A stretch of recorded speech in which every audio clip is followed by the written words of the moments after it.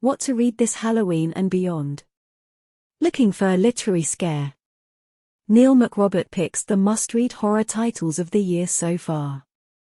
It's that time of the year again. Spooky season, goth Christmas, All Hallows Eve. Whatever you call it, Halloween is traditionally when attention turns to the scarier end of the bookshelf.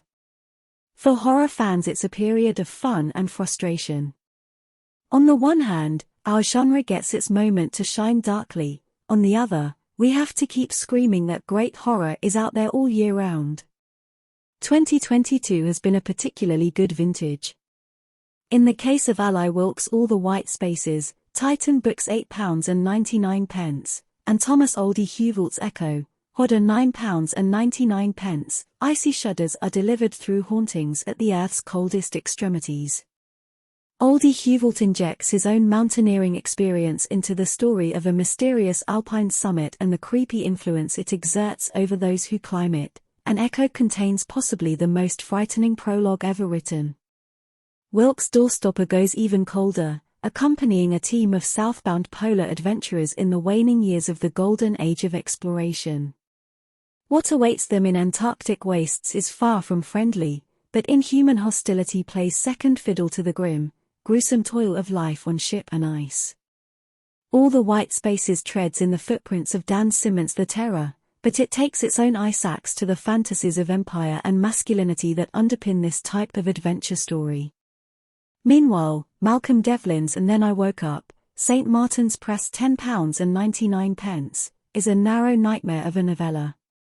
Despite its brevity, Devlin's post-truth parable is almost too clever to summarize. The initial setup seems familiar, a zombie outbreak in an anonymous metropolitan city, retold by a survivor. As we peel back the layers of this rotten onion, however, the implications of an alternative truth prove to be more terrible than any undead horde.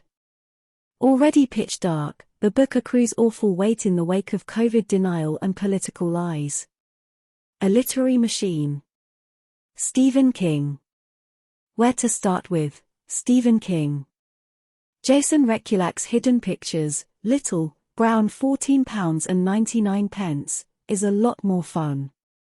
Part ghost story, part social inequality satire, it follows Mallory, who begins a nanny job that is recognizable from every creepy little kid movie you've ever seen.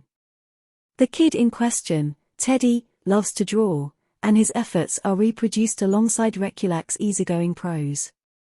Soon Teddy's drawings begin to depict nasty things, offering a parallel narrative of violence and haunting, as well as genuine paper jump scares. The Hacienda, Bantam £20.99, is haunted by more somber spirits. Isabel Connor's historical Gothic is set in the aftermath of the Mexican War of Independence but riffs on the Brontes' domestic terrors. It treads similar ground to other post-colonial Gothic revisions of late, but goes above and beyond in the extremity of the demonic events within the house. Bonus points are awarded for plumbing the full occult potential of Catholic ritual. Alexis Henderson's House of Hunger, Bantam's £16.99, takes the Gothic even further afield. It begins in a steampunk city-state before heading north, aboard a blood-fueled train, no less, to a great house ripped straight from Central European history. There, Marion serves as bloodmaid to the Countess, a relationship as erotic as it is exploitative. Of course, in true Gothic style, Marion sets out to hunt down the secrets of the house, and finds surprisingly horrible things. Henderson's world-building has something of the grotesque novelty of Mervyn Peake's Gormenghast, tinged red by a Clive Barker-esque blending of blood and sex. It's a lurid, luscious debauch of a book. Returning to more familiar shores, Fiona Barnett's The Dark Between the Trees, Rebellion £15.99, is an exercise in classic English folk horror. One half of the dual narrative follows a troop of Roundhead soldiers on an ill-fated retreat through some very weird woodland. In the present day, a group of women undertake a research expedition to discover the soldiers' fate. Of course, neither walk in the woods goes well. The dark between the trees filters the excavated history of Sarah Moss's ghost wall through the high strangeness of Jeff Vandermeer's annihilation. Barnett's grasp of ineffable hardness would make Algernon Blackwood proud. Folktale is layered upon legend and mixed with myth, suggesting that truth in such matters is a porous, honeycombed thing.